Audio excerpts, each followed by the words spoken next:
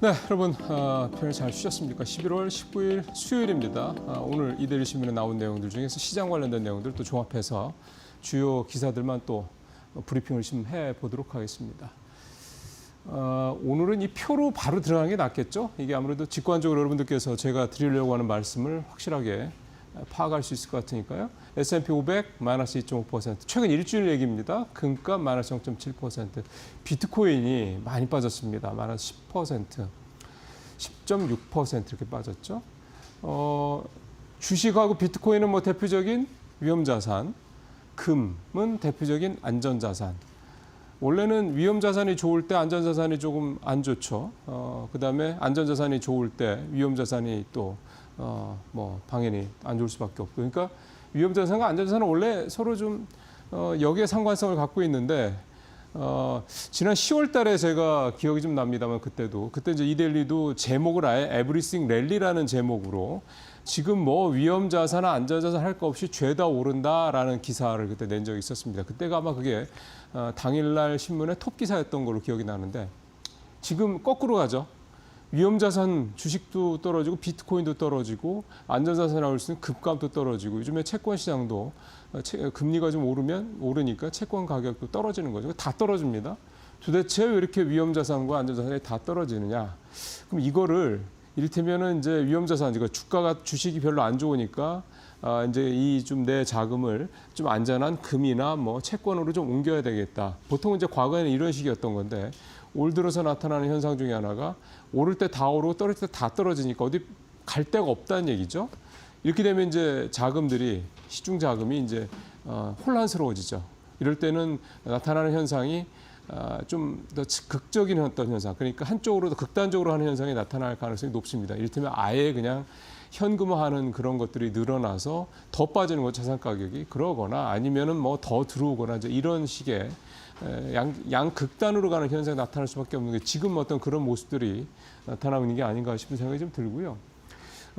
특히 이제 아예 시장에서 지금 탈출하려고 하는 그런 수요들이 좀 늘어나고 있다라는 그런 우려들을 하고 있습니다. 여러 가지가 있는데 일단 몇 가지를 좀 점검을 해보면 현재 시장에서 이제 AI 관련주들의 주가가 우리도 그렇고 반도체들도 그렇고 좀 주가가 좀 최근에 계속 조정이죠.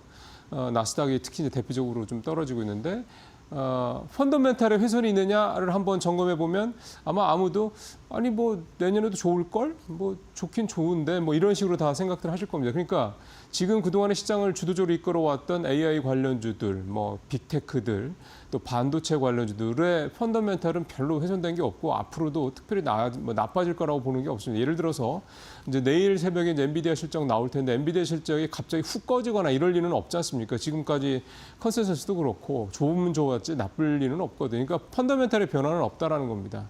그럼 지금 결국 이거는 펀더멘탈이 아닌 심리적인 측면이죠.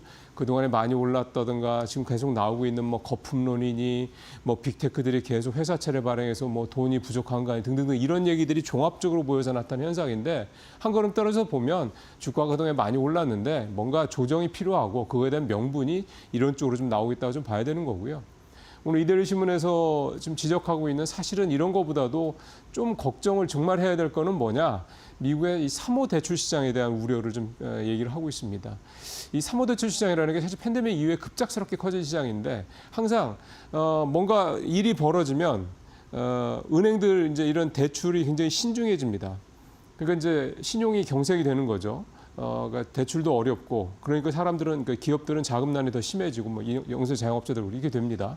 그러면은 뭔가 빈틈이 하나 생깁니다. 그게 이제 우리가 2010년도 때 있었던 이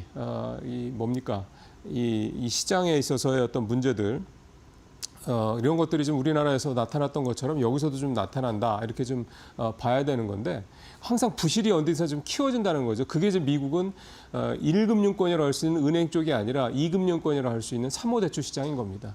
그래서 이게 이제 지금 굉장히 이런저런 좀 부실에 대한 시그널들이 좀 나오고 있는 상황이다 보니까 이게 이제 터지는 게 아니냐 이런 우려가 나오고 있고 얼마 전에 그 채권왕이라고 하는 이 제프리 건들락이 이 3호 대출 시장을 콕 집어서 얘기를 하면서 이게 금융위기 때 이 CDO 시장이랑 같은 거랑 좀 비슷한 서프라임 시장이랑 같을 수도 있다라는 얘기를 좀 꺼냈던 것도 시장의 심리를 좀 자극하고 있는 이유이 되겠습니다.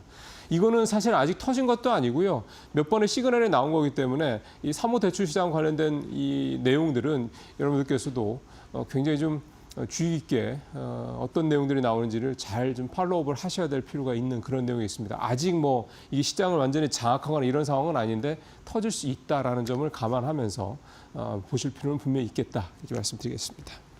반도체 얘기도 좀 해보죠. 내일 뭐 엔비디아 실적 나오기도 하는데 좀 제목에서 보시는 것처럼 역사적 대호황 메모리값 천정부지. 자, 이런 얘기 나오면은 뭐 꼭지 아니냐 이런 생각을 할 수 있는 얘기들이죠. 그다음에 디램 영업이익률 70% 성큼. 예, 뭐 지금 이제 아마 우리 저 PD님이 뭐 표들을 아마 내보내 주실 텐데 좀 나오네요, 마침.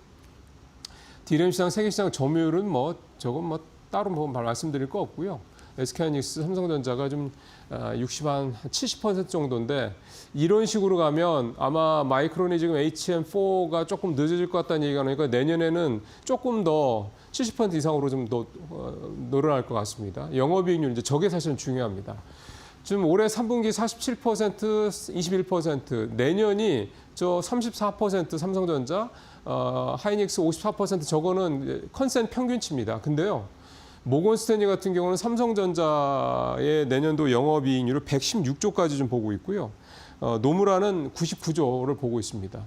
삼성전자 같은 경우 다른 분야도 있으니까 그냥 반도체만 놓고 보면 94조. 그러니까 내년에 반도체만 놓고 봤을 때 삼성전자가 94조, SK하이닉스는 99조까지 영업이익이 나올 수 있다.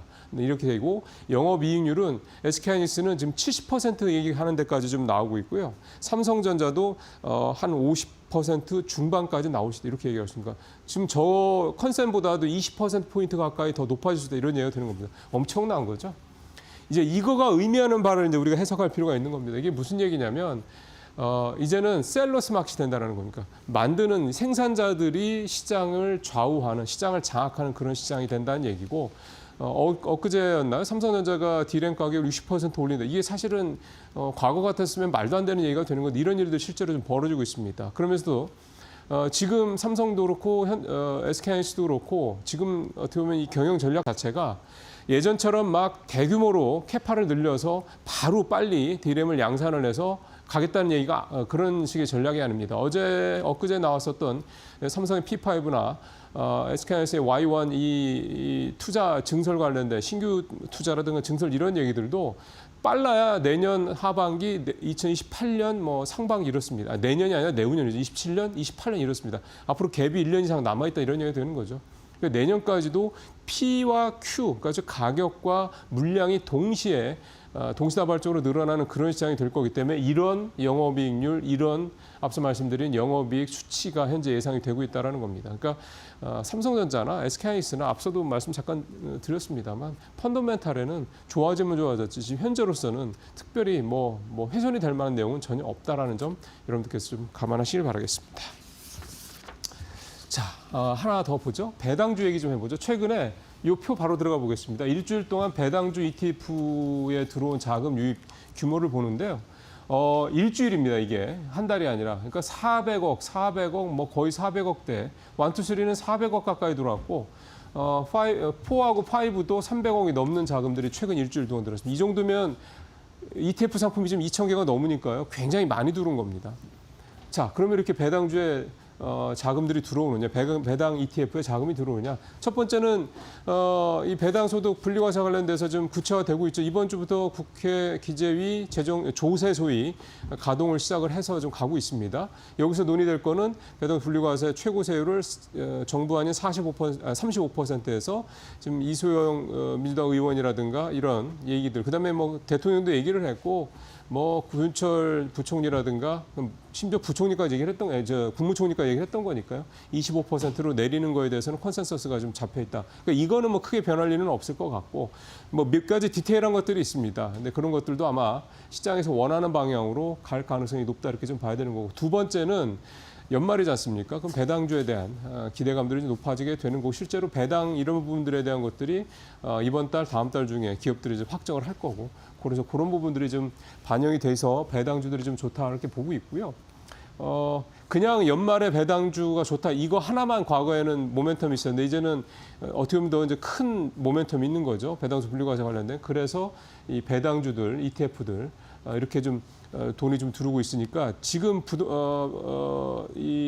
만약 예를 들어서만 뭐 반도체 이런 쪽에서 혹시 좀 익절하거나 비중을 좀 줄이거나 현금화하셔서 현금이 좀 있는 분들 같은 현금이 좀 많이 비중이 높아진 분들 같은 경우는 이렇게 내년 초까지 내년 한 1월까지 배당 관련주를 하는 것도 방법이다 이렇게 말씀을 드릴 수가 있겠고 근데 사실은 앞서 말씀드린 것처럼 워낙 좋습니다. 그래서 이미 갖고 계신 분들 굳이 비중을 대폭 줄이거나 익절하거나 또는 아예 현금화나 이러실 필요까지 있겠냐 이런 생각 드는데 사실 선택은 여러분께서 하셔야 되는 부분이긴 합니다.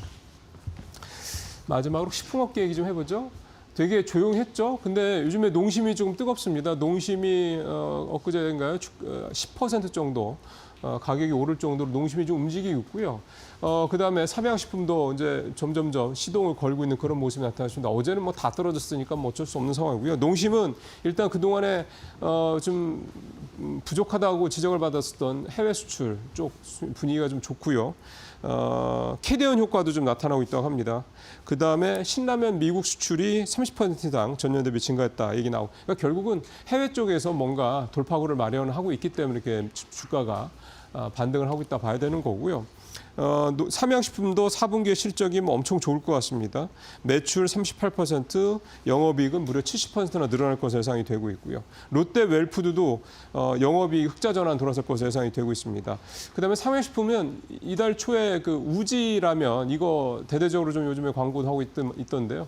이거 이제 출시를 다시 했죠. 요게 요즘에 물량이 없어서 못 판다고 그러는데 요게 그냥 단순한 뭐 하나의 패션처럼 그냥 지나가는 게 아니라 불닭볶음면처럼 뭔가 이렇게 좀 하나의 큰 어떤 추세를 만들어낼 수 있다. 그럼 또 삼양식품은 또 한 단계 또 뭐 기대를 해볼 수가 있는 거겠죠. 반면에 CJ 제재당은 영업이익이 전년비 마이너스 15%, 대상도 안 좋고 빙그레는 아예 적자 전환 이렇게 얘기들 나오고 있습니다. 그리고 음식료업 정도 역시 양극화가 굉장히 심해질 수밖에 없는 상황이다 이렇게 말씀드리겠습니다.